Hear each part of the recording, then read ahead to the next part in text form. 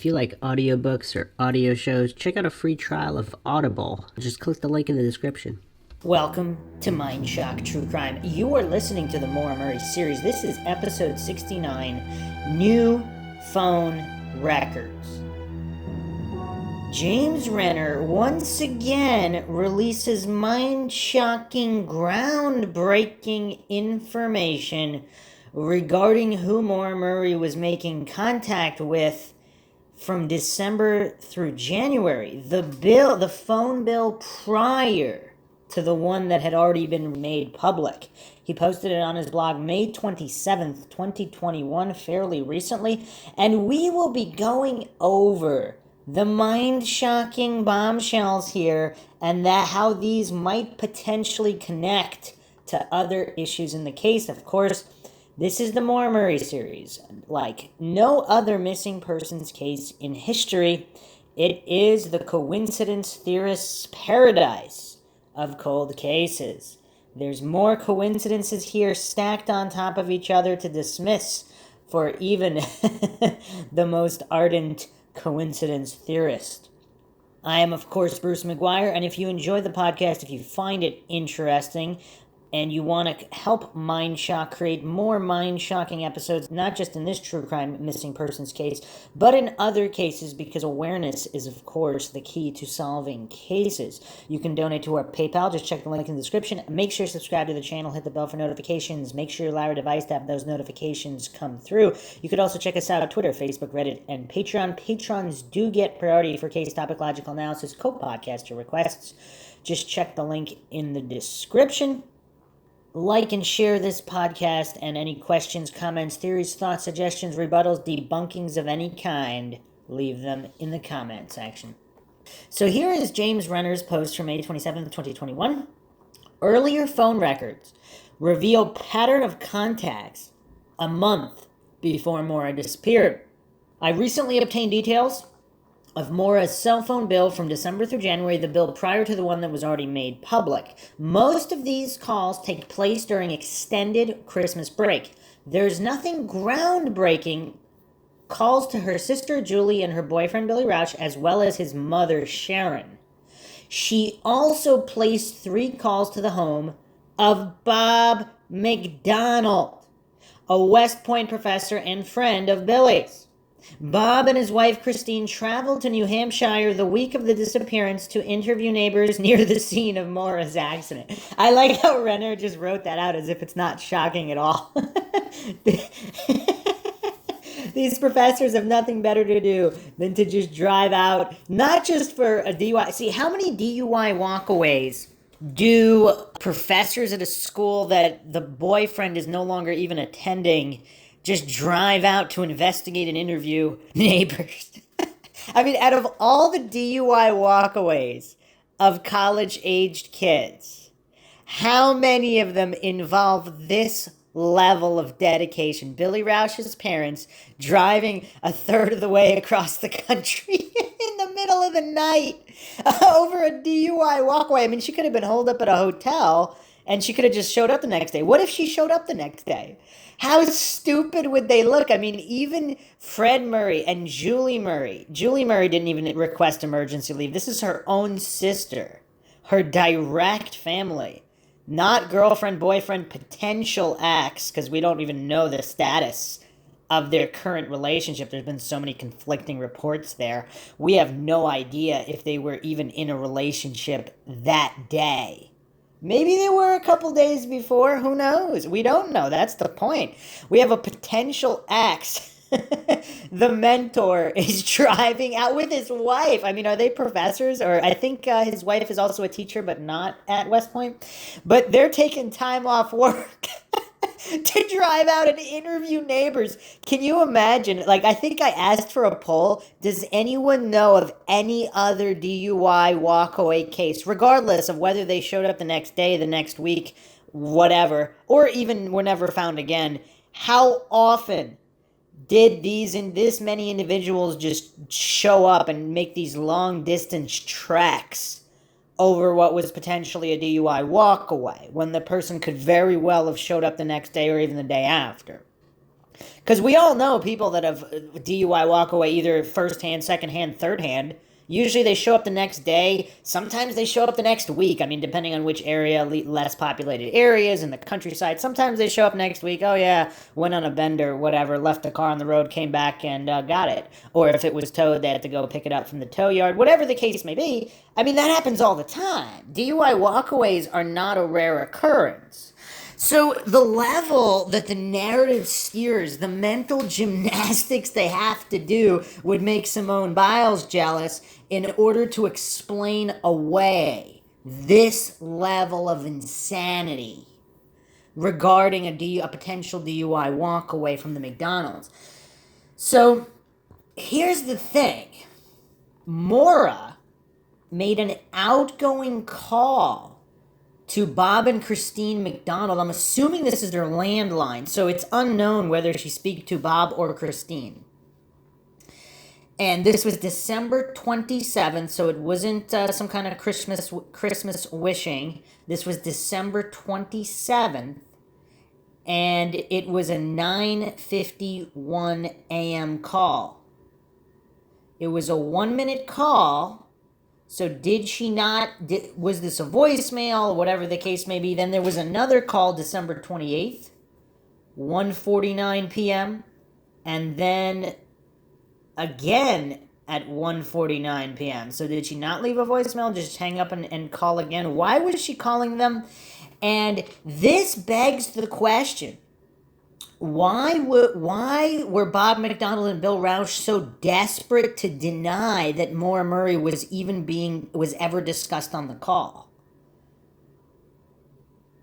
Because it's kind of strange, because if Maura Murray is calling them frequently or semi-frequently, even if it's only every couple months, it's kind of weird. Why would they specifically go out of their way to deny that Maura Murray was mentioned? And if Bill Roush really is engaged to be engaged, doesn't it stand to reason that Bob McDonald would ask, oh, by the way, how's your engagement going? I mean, if he's his mentor, I mean, how much stuff does Billy Roush have going on in his life? I mean, an engagement, or even a potential engagement, so according to Bill Roush and Sharon Roush, they were picking out rings, they were engaged to be engaged, whatever. Whether or not there was a formal engagement to be taking place that week, Valentine's Day, whether or not there were plans put in motion from beforehand for everybody to travel, because that's kind of short notice for a DUI walkaway. So if they were all planning to be in the area anyway, for some kind of an event, possibly an engagement surprise party for Maura Murray. Maybe not surprise. I mean, Maura's not here to really state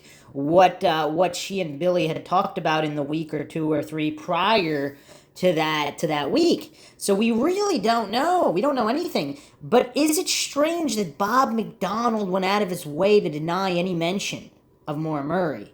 And even if he didn't bring her up, wouldn't Bill Roush could, if this is his mentor, wouldn't he have some concerns about becoming engaged to be engaged? Or if not, perhaps just offer, oh, he's so excited, like it's Valentine's, or if Valentine's Day weekend is coming up, wouldn't it, and he's calling McDonald at the time that Maura Murray's Saturn is being staged by someone, regardless of whether Maura Murray was the driver or not.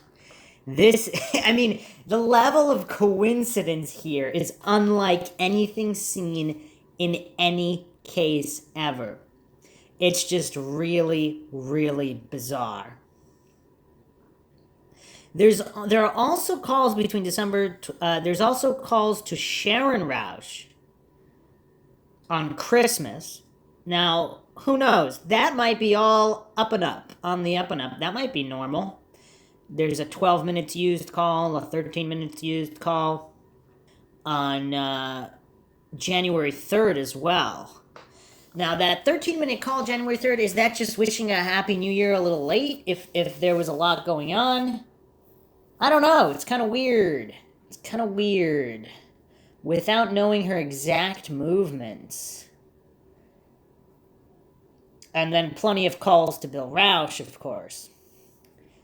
A lot of them are 1-2 minutes, but there's January 2nd call, 12 minutes, 10 minutes. January 4th call, 13 minutes. January 20th call, 27 minutes. Now, let's look at what some sleuths have come up with on the Mindshock subreddit, because of course the main Maura Murray subreddit, r/Maura Murray, is an obvious sham subreddit. It's a controlled subreddit for narrative steerers, for those that don't know. Very obvious to those that are in the loop and have been for a while, where the sham moderators shut down logical discussion. And narrative steerers, trolls, and obfuscators run amok with impunity, shutting down all logical inquiry.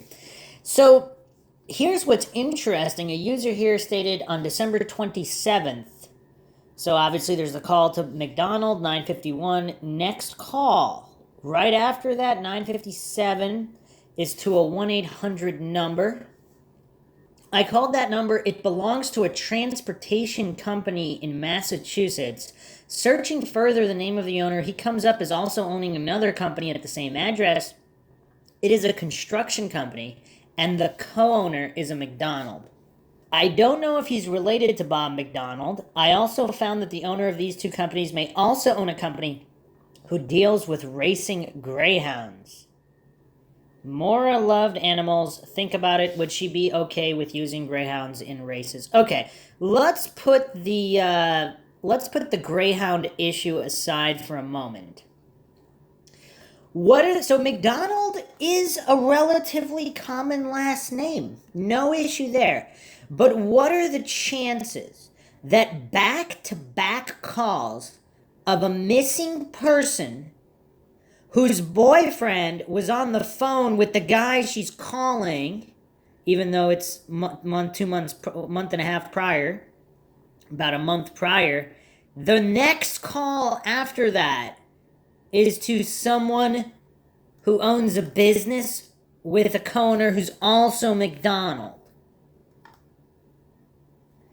This is within 6 minutes. This is within minutes of that first call, of the December 27th call to McDonald. So if we're examining calls, months and months aside, this is the next call after she's trying to reach McDonald. She calls another number of a guy who's a co-owner with a business with a McDonald. Again, separately, no issue. But when you put it together, how strange is that? Now, we already have a coincidence stack a mile high. So there might be some coincidence in somewhere. But what are the chances that everything is a coincidence? We're talking about hurricanes coming through junkyards and creating Lamborghinis now. This is a level of improbability that's just beyond all reason for those that try to dismiss this as all mere coincidence.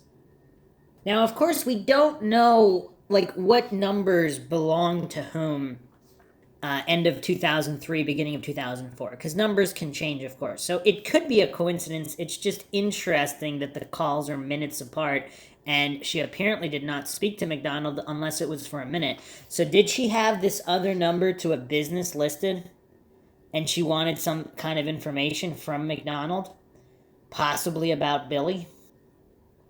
So let's go on a really deep rabbit hole aside here that people have been asking about for a long time. This is the Domino's pizza call. So on the alleged night of her breakdown, which might have just simply her being fired, she calls Domino's after hours. Now, again, we have to add in all of the insanity with the sting operation. How much did that cost? And over a 2-digit unauthorized credit card charge. Allegedly unauthorized, because again, if someone gave Maura Murray that credit card, said it was a pass-around credit card number, and it was routine for people to order maybe a common pizza for a dorm. Kids are coming in and out of each other's dorm rooms all the time. Some people's parents might not have cared over, whatever, an extra couple $100 a month charges for pizza for their kids and their kids' friends. That's not unheard of. Someone with upper middle class parents, they might brush off charges, a couple $100 in food charges a month for their kids and their kids' common area friends, whatever, in dorm rooms. And then if there was some kind of jealousy type situation, or someone was trying to set Maura up, or someone else used the card but Maura was picking up the food and she wanted to protect whoever was involved in that, if it really was a stolen number. Again, these are things we don't know, but the narrative steers hallucinate that they know. They hallucinate that it's all definitive fact that Maura was 100% guilty and knowingly used someone else's credit card number without their permission. I mean, I don't know why they hallucinate that. I have no idea why they're so desperate to pretend she really was guilty. I mean, maybe she was, but I wasn't there, so I wouldn't hallucinate. I mean, how logical is it to hallucinate that you can know that without actually knowing that? There's a lot of that in this case. There's no shortage of Dunning-Kruger goofs circling this case online. Some of them are very prominent researchers. So apparently, this 1-800 number is also claimed to have been associated with a guy named Matt. Again, very common name. People have pinpointed his name online. Obviously, he has not been named publicly, so I will not say his last name. But it's a guy named Matt. Now, he may or may not have worked at the Domino's, but supposedly he did. Supposedly, he is now 57 years old, according to researchers who are running these names. And again, there might be multiple names. I do not claim anything is true or untrue. This is a logical podcast. Nobody's hallucinating anything is true or untrue. We are just examining information for validity. So supposedly he's 57 years old now, and his partner still lives in Whitman, right next to Hanson, Maura Murray's hometown. Another coincidence. I mean, there's a lot of towns in Massachusetts, okay? Whitman and Hanson are not the biggest populated towns in Massachusetts. The Whitman population as of 2018 was only 15,000. 15,168 people. That's not a lot of people. That's the total population. Men, women, children. I mean, this is insanity. This is insanity. And farther back, the population drops going back. But, yeah, I mean, what are the chances? Now, conversely, Amherst, Massachusetts, 2010 population was 37,813. So still not a ton. But what are the chances that the number, so the Domino's number, if this was a Matt that in fact worked there, if this number is also associated with him, is he from Whitman, next to Hanson, Maura Murray's hometown? And Hanson, Massachusetts, 2018 population, only 10,874 people. Not the biggest city in Massachusetts. These are a lot of coincidences going on here. Here's a couple of more astute posts here. 6 calls from Billy Roush to Maura Sellendorm number on Sunday, February 8th. It doesn't appear that she was returning any of those calls. It certainly seems like Bill Roush knew something was wrong earlier than when he claims Fred called him on Tuesday, February 10th, which is obviously obvious from his cell phone activity. I mean, he's also calling Kate Markopoulos' dorm room. Something's going on that Sunday, and the only piece of evidence we have, the only solid piece of evidence we have, relatively solid, is Fred Murray claiming that Maura Murray called him. If we take that out of the equation at 11:30 p.m. talking about the accident forms, now if we take that out of the equation, we don't have any physical evidence that Maura Murray was not taken on Sunday. I mean, we have an alleged claim of someone seeing her with a hockey bag or a garbage bag. We have the ATM footage, which might not have the correct timestamp, but even if it does, if she's with someone else and the vehicle is evident, which is why they only released a couple frames from the video, because there's a non-Saturn vehicle evident that she enters. And if that's the case, again, I'm not saying it is, but if that's true, and of course they never released the footage from the liquor store, because either it's not her there purchasing those things, or someone else is with her that they don't want identified, possibly both of them using a vehicle, not the Saturn. And if that's all true, then that means she's either with somebody, maybe against her will, maybe not. Maybe not against her will, but either way, something happened and she technically deviates from her regular schedule on Sunday.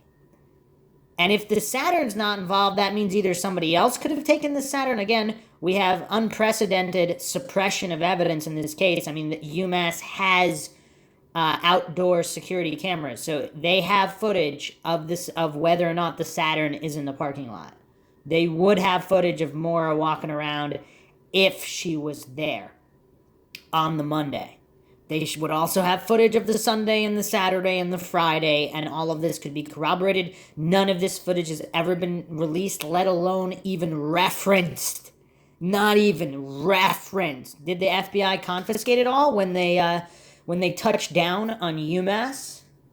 I mean, all for a DUI walkaway, nothing to see here. But anyway, there's something else going on, obviously. So, again, if we take Fred Murray's call on Sunday, 11:30 at night, and we don't know where Maura Murray is during the time of this call, so maybe it was her on the phone, but for whatever reason, I mean, Fred would have to have a really good reason to lie about this.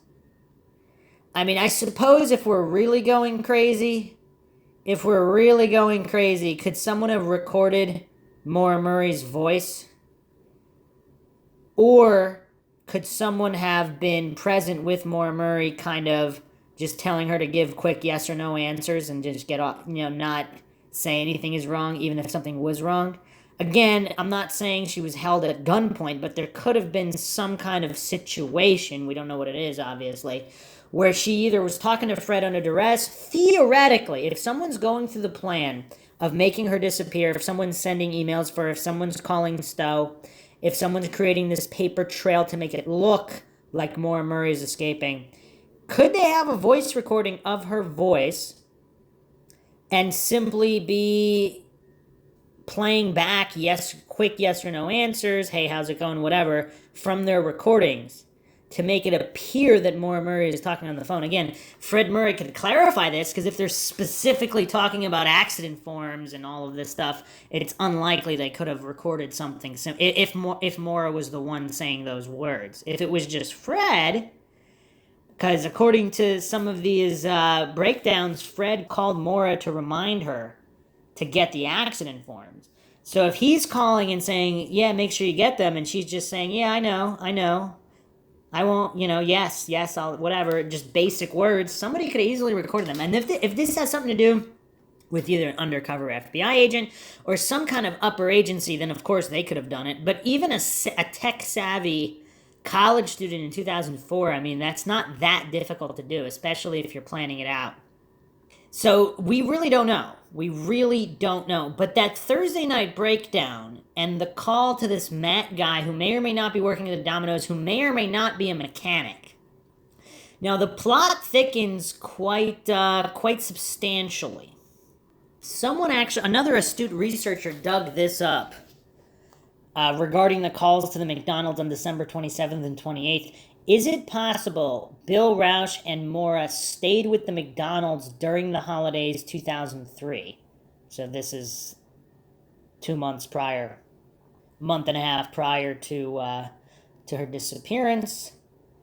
There was an old post from Peabody, 2005. I know she spent the holidays prior to her missing divided between her family and friends in Hanson, Massachusetts and Connecticut, friends in Western New York, and with her boyfriend's family in Ohio. Of course, the McDonald's are in Western New York. How would you, unless you would phrase it Western New York in relation to the city or Western New York State? And with her boyfriend's family in Ohio. Okay, that's really weird, because from her email, this is the alleged email from her to her friends, Bill is coming up to UMass the 20th, and we're seeing a Duke game in New York, then heading to Hanson. Actually, Hanover, to stay with Kathleen. Julie is coming home on the 23rd. So she's spread out all over the place. And then she was also in Ohio. I mean, this is a crazy busy holiday season. It's not that far removed from her going missing. February 9th from December 20th. It's over a month. Not that much over a month. It is very, very curious. So was she even with the McDonald's? And if she was, I mean, that opens another can of worms, because then for Bob McDonald not to even talk about her on his phone with Bill Rausch at the time the Saturn was being staged by someone, possibly Maura involved, possibly not even in the vehicle. And of course, the roaming calls were not on the recent phone bill. And Kate Markopoulos is from the New York State area as well. And I'm not sure about Sarah Alfieri. Some people saying she's from that area as well. Really bizarre, which actually, is that more ammunition to the supposedly debunked rumors that Kate Markopoulos was involved with Bob McDonald, the professor? And I still have to do that podcast on the UMass West Point connection. I'll be doing that soon. The next couple episodes are going to be really, really crazy. These are like the biggest mind shocks thus far. I've saved them for last, but I'll be going over them on the next couple episodes. There's just a ton to go over. Kate Markopoulos actually ran at UMass before. But anyway, it's kind of weird, because if they did make a detour to the McDonald's during winter break, I mean, it's weird. So McDonald did tell Renner that Billy Rausch and his parents stayed with the McDonald's after Billy Rausch graduated West Point. That was possibly January 2002, so the year prior.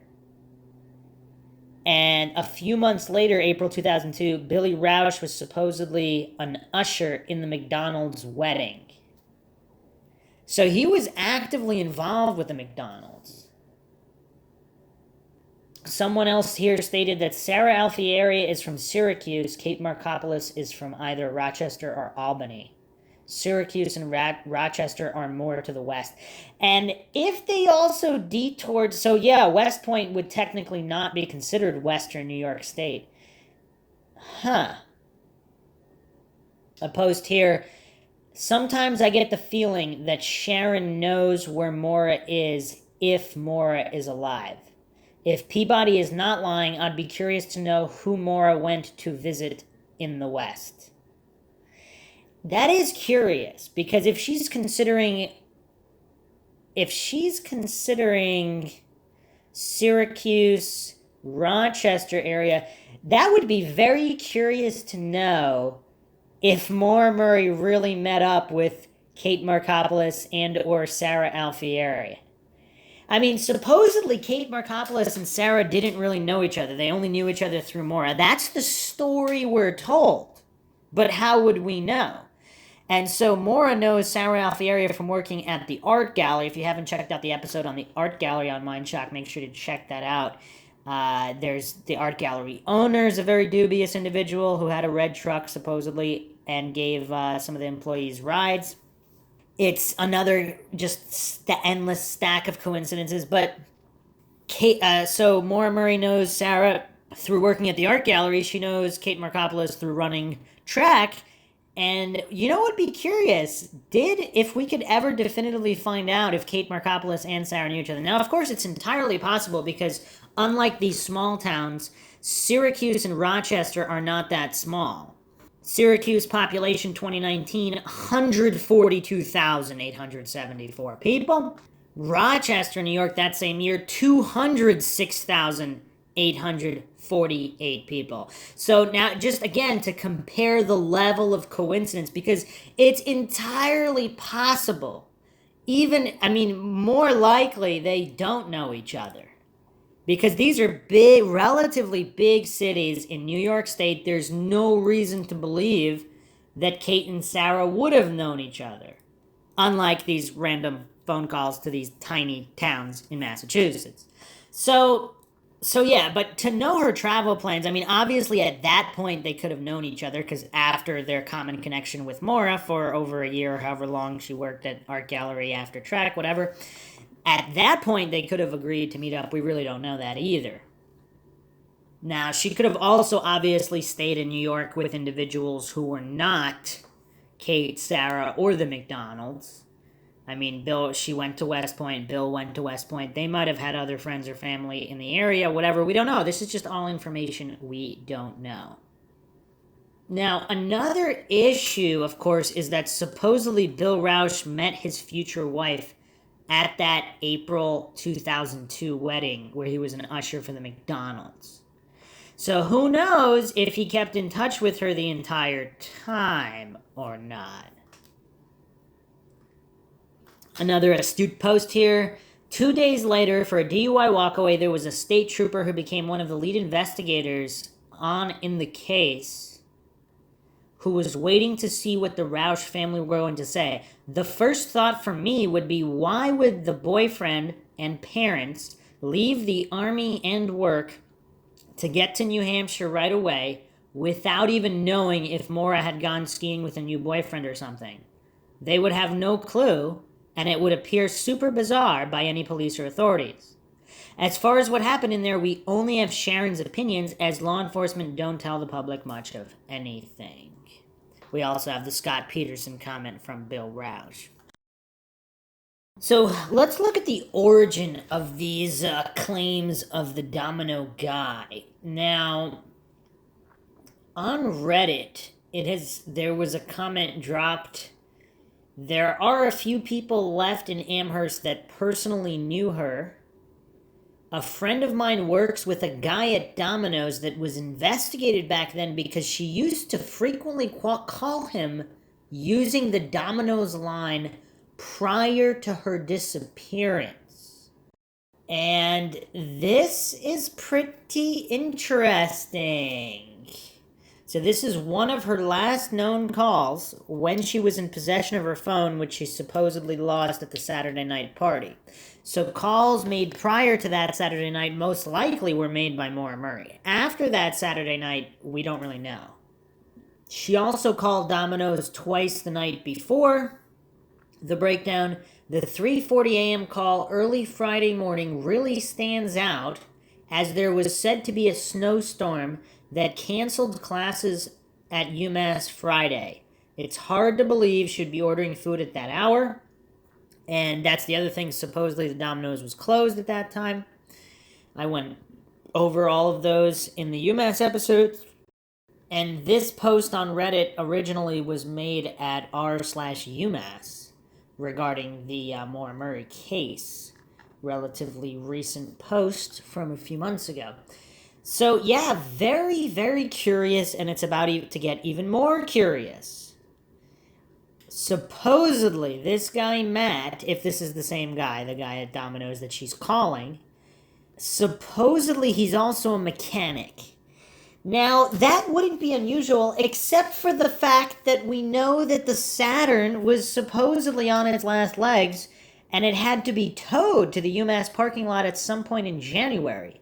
Now, we don't know if that's because the keys were locked out of it or if there was some major issue with it, but either way, supposedly it wasn't running very well.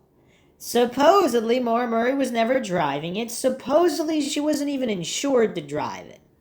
Again, these are all issues we've gone over before. So would a mechanic friend be so inclined as to take it for a test drive? Is it possible he hit Patrice Vassie on this test drive? Is it possible he's also involved in some kind of drug operation, which would make sense? A sting operation might make sense if the police were already investigating drug running using pizza services, which of course that does exist for all the coincidence theorists and the goofballs who think that none of these is all speculation, conspiracy. Obviously, drug rings have been busted using pizza rings. I mean, this is all known. Again, just do 10 minutes of research on Google, going through history. Not only that, UMass itself had the greatest drug bust in their history within months of the Maura Murray case, within a year or so. And it's just crazy. It's just crazy how much coincidence is going on. But, the police, I don't know if can anybody name another instance where police investigate a 2-digit unauthorized charge? I don't think you can find a case where there's a 3-digit charge.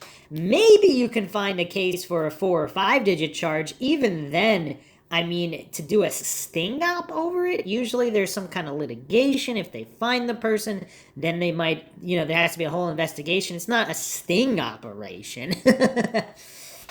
But either way, it would make more sense if there was an ongoing drug investigation.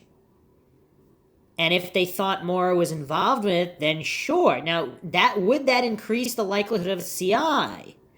If Domino's can be connected to this, if it can, then Maura being flipped as a CI, the chance of that increases exponentially. Because if they're already involved in a drug operation, and they suspect she is as well. I mean, who is she? She works the security desk. Was she being paid to let certain people in that shouldn't have been let in? Was it in regards to a drug operation? Saturday afternoon, she's also calling or at least her cell phone is calling places. Now, is this to trade in the Saturn? Is this to fix the Saturn? We really don't know. Now, supposedly Maura Murray's address book has been posted online. I actually couldn't find it. If somebody has a link to it, they can post it in the comments so we can take a look at it. But what's also interesting is that there's a YouTube channel with 13.2 thousand subscribers, Matt Human Pizza. There hasn't been a post on it in 7 years, but that's a curious name, Matt Human Pizza. So he's got a pizza in his name, in the name of the channel. Is this the guy that worked at Domino's? And he's got instructional videos on how to fix basic things for your vehicle. So he clearly is a mechanic. Is it the same guy? I don't know. I'm not claiming it is. But supposedly they close at midnight, Sunday through Thursday, 1 a.m. Friday through Saturday. She's calling it 3:40 a.m.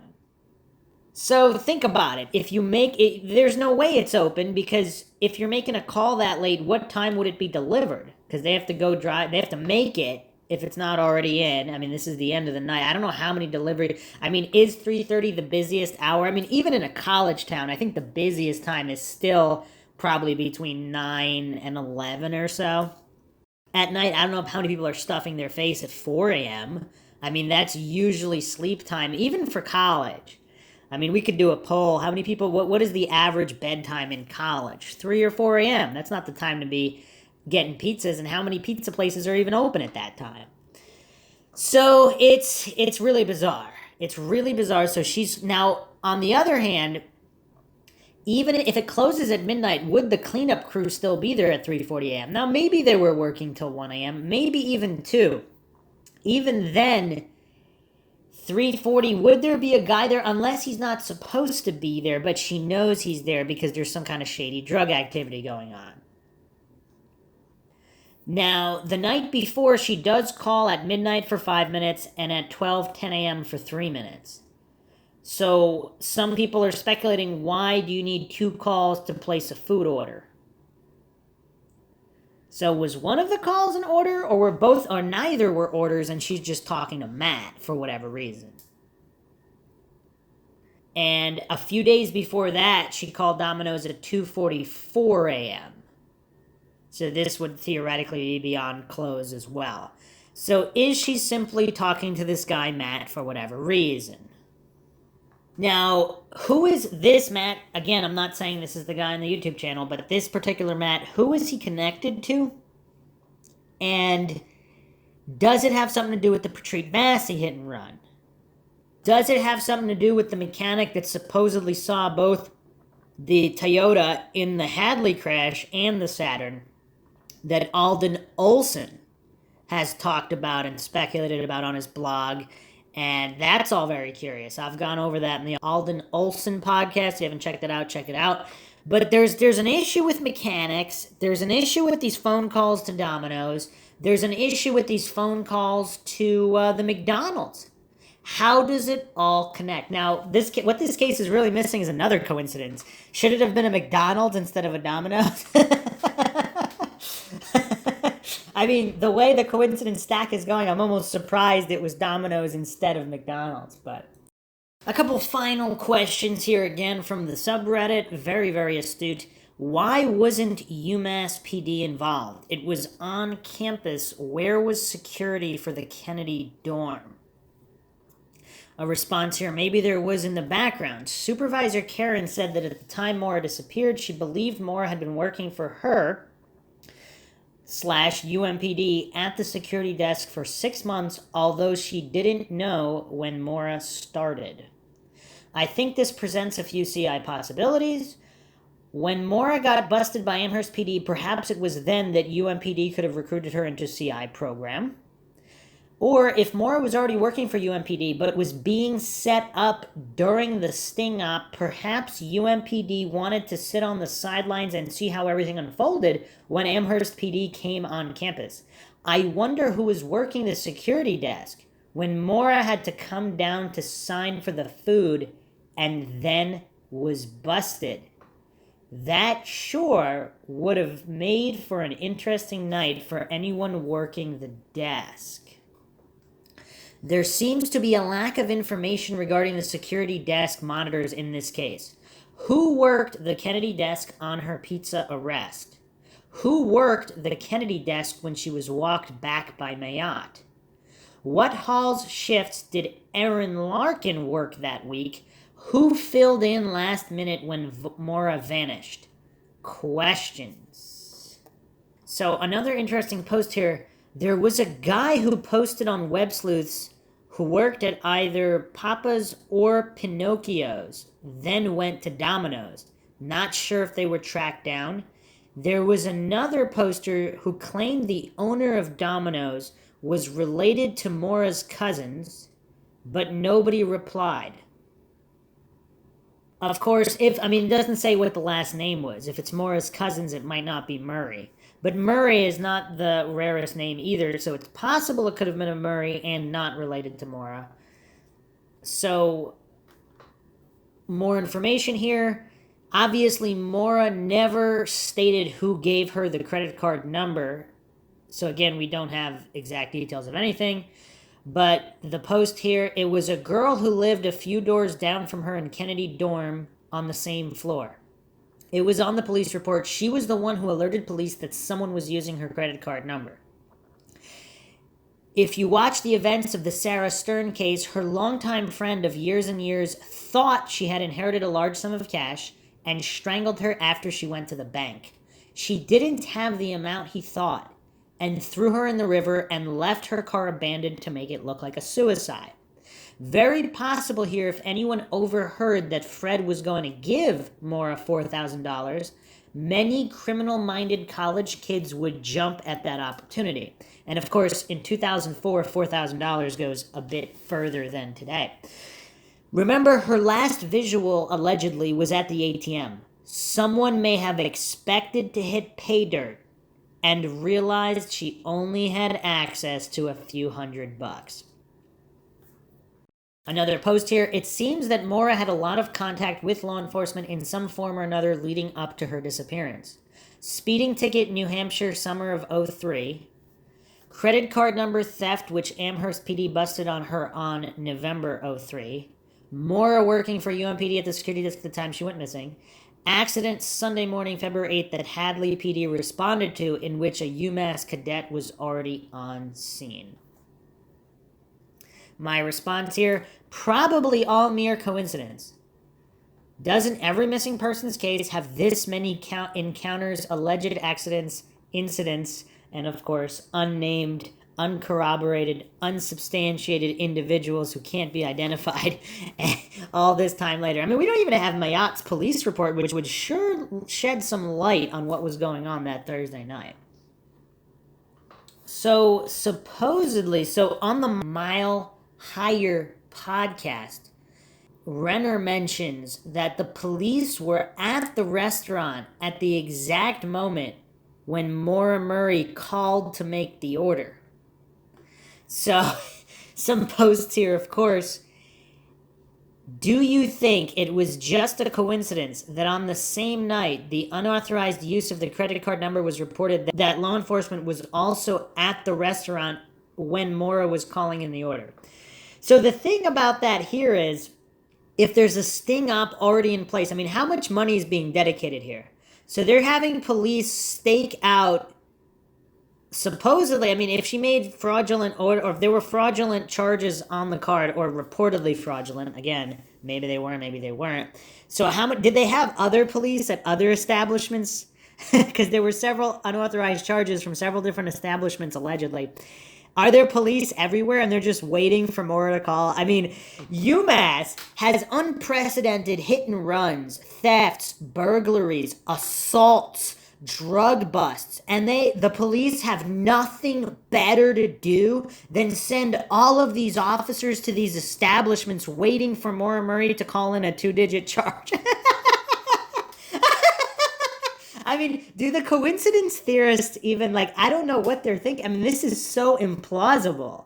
I mean, it's so mind-shocking. I mean, if you want to make the case, possibly, in some kind of town in the middle of nowhere with like a 30-person population, maybe they would have an officer do that. Maybe, if there was literally no other crime. Zoomass is crime central. I mean, if you just look at some of the police blotters, I mean, it's astronomical. Every day there's countless break-ins, assaults, I mean, it's just madness across the board. And they're dedicating all these officers. How much money did it cost? I mean, what would the officers pay to just sit there to wait for Maura to call in a charge? I mean, what? Or not necessarily Maura, but they're just double checking every credit card on every order coming in to these restaurants? This doesn't make any sense, unless that wasn't even true and the officers really weren't there. Again, this is what was reported. We don't know if it's true or not. A response here. I just read the full reports. In the interview, JR made a mistake when he said Maura called when the police were at Pinocchio's. The victim made the complaint in person at the station, and her official complaint was handed in at 7:22 p.m., along with her credit card statements. Officer Rivera took the complaint and attempted to call the restaurant managers. The one from Pinocchio's was the only one he reached that night, and he explained the situation. As Officer Rivera was leaving at approximately 11:50 p.m., the station received a call from the manager saying someone had just ordered food with that card again. They intercepted Officer Rivera, who then asked Patrolman Pinkham and Reardon to go out and check it out. So basically, the sting lasted from 7:22 p.m. to just after midnight when they confronted Maura. Okay, so this is weird, though. Do we believe that? Because the store manager is personally overlooking every single order coming in that night? I mean, I don't know. This is kind of crazy. How many orders do they get on an average night? I mean, I'm not saying that's not what happened. It depends on how busy they are. It seems weird. Over a 2-digit charge. I mean, this is crazy. Usually on a 2-digit charge, the credit card would just reimburse the card holder. I mean, it's 2 digits. What was it, 70-something bucks? Like, it's just so weird. It's so weird. Even if she went into the station, I mean, again, next to all of the assaults, hit and runs, drug busts, break-ins, burglary, I mean, it's just kind of crazy. It's really crazy. The rest of the post here, I suppose things have different durations, and it is noted in one of the reports that the complaint was only a priority 3, so in my opinion, the cops got lucky and Maura extremely unlucky. As for her being the main suspect, it was true since she's the one they caught, and she didn't deny their statement by saying, no, I only made one purchase. If she had, they would have asked for names, I suppose, but she took the rap without ever giving the name of whoever gave her that number. And again, we really don't know. Maybe she did deny it at first, and then they coerced her into a confession. Like, again, cops often do, especially if they're trying to convert a CI. I mean, they might have threatened her with jail time. Who knows? If they really wanted a CI, and if they really thought she might have some kind of in, I mean, she does work a security desk, whatever. And of course, Renner can clarify whether or not he was mistaken or not, or if he has other information that the police were indeed at the establishment. But either way, the final point here is how much more strangeness is needed for even the most hardcore coincidence theorists to not be able to brush off all of these orders at pizza places. The mechanic, the Patrice Vassi hit and run. I mean, I don't know what to make of it. It's really bizarre. As usual, nothing in this case adds up. So, all the Mindshock listeners out there, feel free to answer that one and leave your thoughts, comments, theories, rebuttals, debunkings of any kind in the comment section. If you enjoy the podcast, you can donate to our PayPal, help support the channel. You can also become a patron on Patreon. Just check the link in the description. Patrons do have priority for case topic, logical analysis, co-podcaster requests. You could also be a guest on the podcast depending on your tier. Like and share this podcast across social media platforms, of which you can find us on Twitter, Facebook, Reddit, and Patreon. And of course, make sure you subscribe to the channel and hit that bell for notifications. This is Bruce McGuire signing off. Catch you guys next time.